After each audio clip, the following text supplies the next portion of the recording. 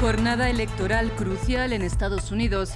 Este martes el país vota en las elecciones de medio término para renovar la Cámara de Representantes, un tercio del Senado y 36 gobernadores estatales. Los comicios determinarán el resto del mandato de Joe Biden. Conectamos con Filadelfia y Washington. En Egipto concluyó la tercera jornada de la COP27. Hoy fue el último día de la cumbre de líderes de alto nivel con la justicia climática en el centro del debate. El Sur Global pide a los estados del norte un mecanismo de compensación por daños y pérdidas. Tenemos reporte de nuestra enviada especial a Sharm el Sheikh. Y aumenta la preocupación de ciertos países como Alemania, que temen que sus ciudadanos LGBT que asistan al Mundial de Fútbol de Qatar sean reprimidos por las autoridades del país anfitrión, donde las prácticas homosexuales están castigadas con cárcel. Buenas tardes, bienvenidos a las noticias de France 24 en español. Soy Rosa Pérez Masdeu y es para mí un gusto acompañarles. Empezamos esta edición en Estados Unidos porque les continuamos informando de toda la actualidad de la jornada electoral de hoy, que va a determinar los 2 años restantes de mandato de Joe Biden. Y es que hoy se decide la nueva composición del legislativo. Concretamente, el país elige los diputados de la Cámara de Representantes y un tercio del Senado, así como 36 gobernadores estatales. Las últimas encuestas indicaron que con toda probabilidad los republicanos van a arrebatar a los demócratas la frágil mayoría que tenían hasta ahora en la Cámara Baja, mientras que el Senado está más disputado. Conectamos ahora con nuestros periodistas sobre el terreno. Mamen Sala, buenas tardes, encantada de saludarla de nuevo desde Filadelfia, Pensilvania. Empecemos por una actualización del desarrollo de la jornada. Sí, muy buenas tardes. De momento la jornada está transcurriendo con normalidad, así nos lo ha explicado este chico que veis detrás de mí, que es uno de los observadores electorales voluntarios que están velando porque así sea en estos centros de votación que veis a mi espalda. Sí que es cierto que se respira una cierta tensión y nervio en el ambiente. Recordemos que son las primeras elecciones que se celebran desde el asalto al Capitolio ese enero del 2021 y pues la verdad, como os decía, no hay que destacar incidentes. Sí que es verdad que algunos centros de votación han abierto más tarde porque los trabajadores electorales han llegado tarde, o en algunos otros los votantes han tenido que esperar más tiempo de lo normal porque no había boletas suficientes. Pero de momento se desarrolla todo con normalidad y se espera que así sea hasta las 8 de la tarde, que cerrarán sus puertas. Y Mamen, ¿cuáles son los principales candidatos a los puestos que se están disputando en Pensilvania, uno de los estados péndulos, recordemos, que puede decidir la mayoría en el Senado? Sí, desde luego aquí el puesto más importante es ese escaño del Senado, pero también se va a elegir al gobernador del estado.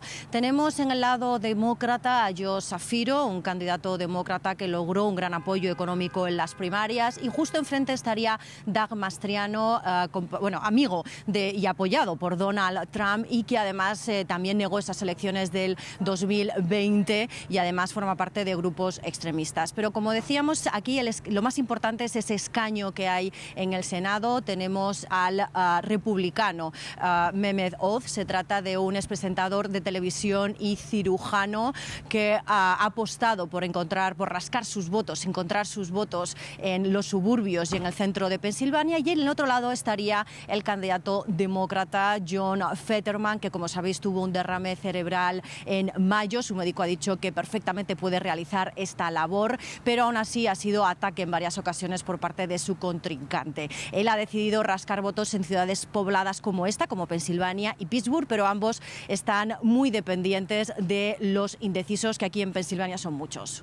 Mamen, muchísimas gracias por el reporte. Continuaremos conectando. Cristóbal Vázquez, vayamos ahora con usted desde Washington, D.C. ¿Cómo avanza ahí el ambiente electoral?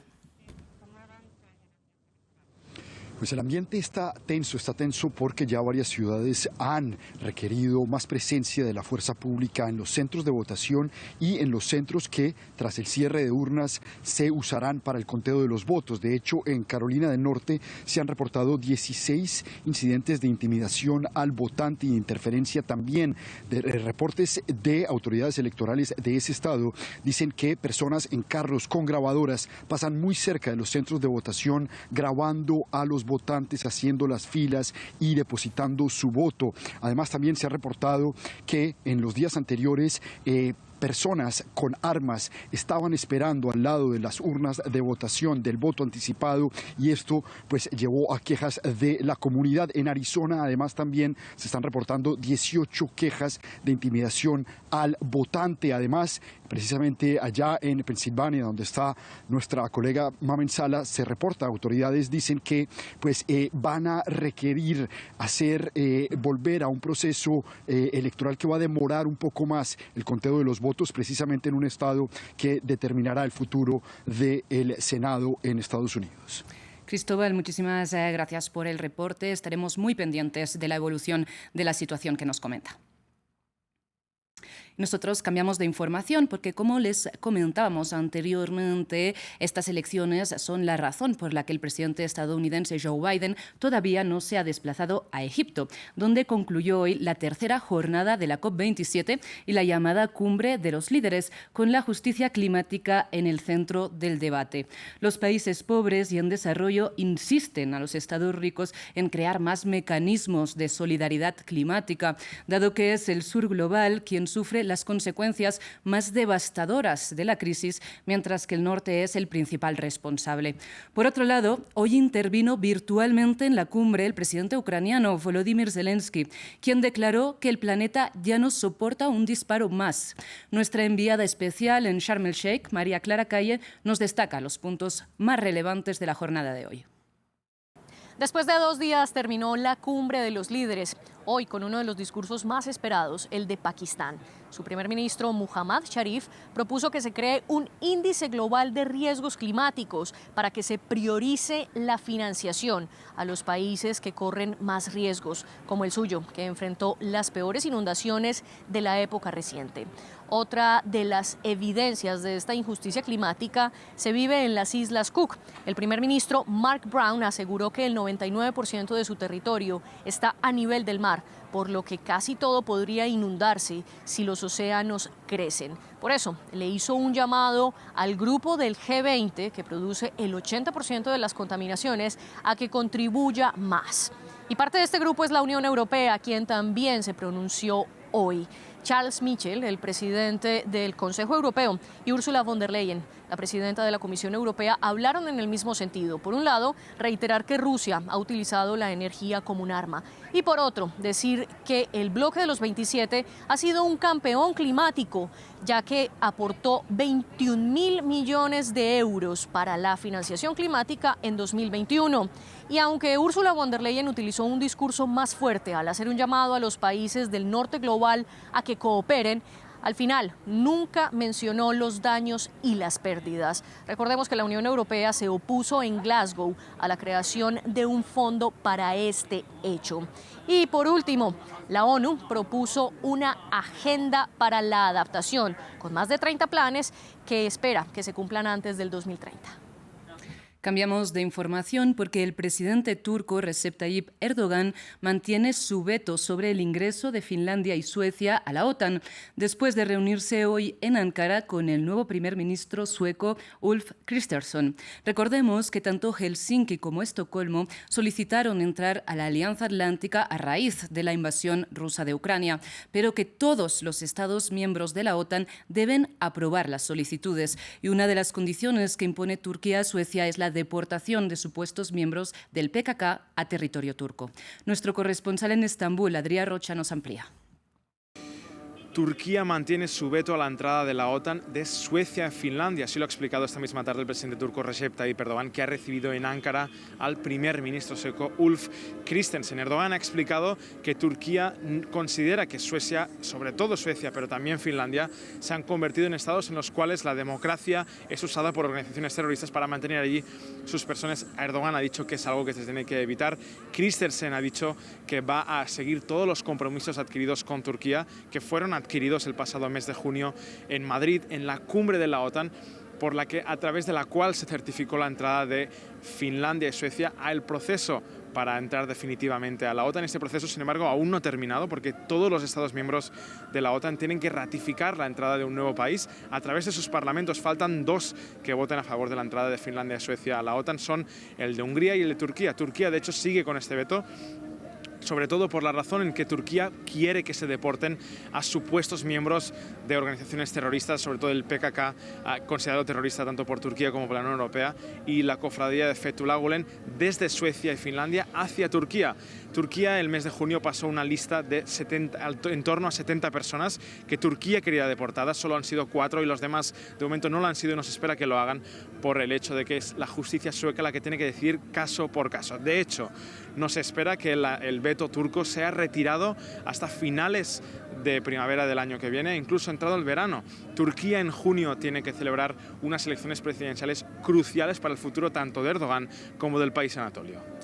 Varios países, como Alemania, buscan garantías para que Qatar respete los derechos de las personas LGBTQ+ que visitarán el país para el Mundial de Fútbol. Recordemos que en el país anfitrión de la competición, las prácticas homosexuales están castigadas con condenas de prisión. Crece la preocupación por la situación de los derechos humanos en Qatar días antes de la celebración de la Copa del Mundo. En especial el trato hacia la comunidad LGBTIQ+. Las demostraciones de afecto homosexuales están criminalizadas por el Código Penal del país del Golfo Árabe, con hasta 7 años de prisión. Nancy Faeser, ministra del Interior de Alemania, se pronunció hoy al respecto. Para mí es importante conversar con Qatar para ver si podemos hacer algo por la seguridad de los fanáticos alemanes durante la Copa del Mundo.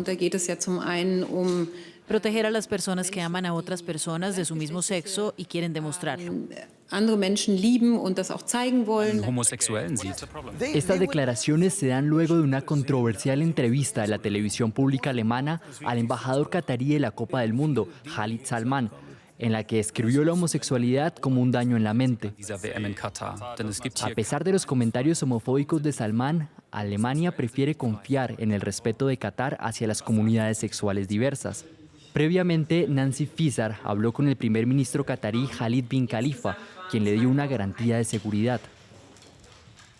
Por supuesto, tales declaraciones son terribles y esa es también la razón por la que estamos trabajando para mejorar las cosas en Qatar. La garantía de seguridad era muy importante para mí y me la dio el primer ministro y el ministro del Interior. El evento deportivo, que comenzará el 20 de noviembre, recibirá poco más de 1 millón de turistas, una cantidad que representa casi la mitad de la población total de Qatar. Un reto logístico y cultural para un país que aplica la ley islámica en su expresión más radical, el sunismo wahabita. Colectivos LGBTIQ+ se concentraron frente a la sede de la FIFA en Zúrich, Suiza, para pedirle que cese la hipocresía, asuma la responsabilidad y ponga los derechos humanos por encima de la codicia. Muchísimas gracias por su atención. Sigan con nosotros.